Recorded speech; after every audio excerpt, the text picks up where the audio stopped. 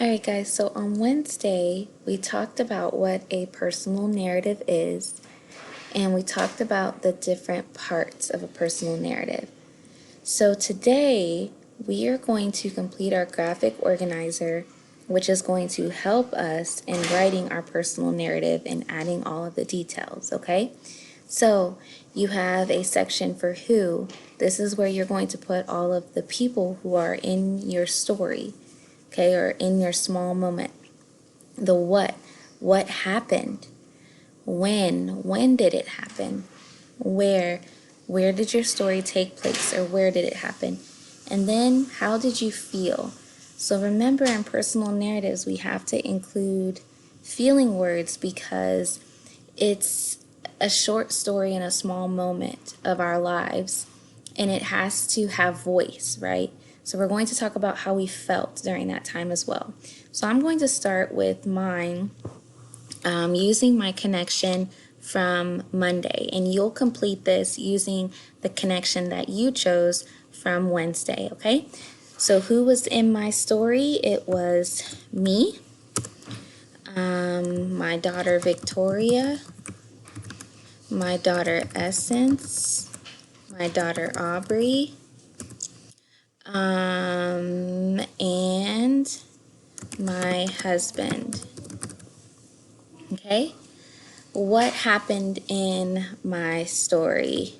We left the airport in Ohio and flew on an airplane into Houston, Texas.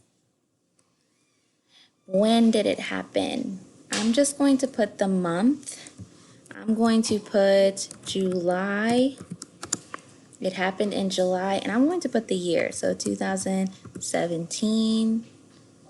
Where did it happen? I'm just going to put on an airplane since my story is going to be about my plane ride from Ohio to Texas. And how did you feel? And I believe I said I felt anxious, and how else did I feel? I gotta look back at this. I felt anxious and scared.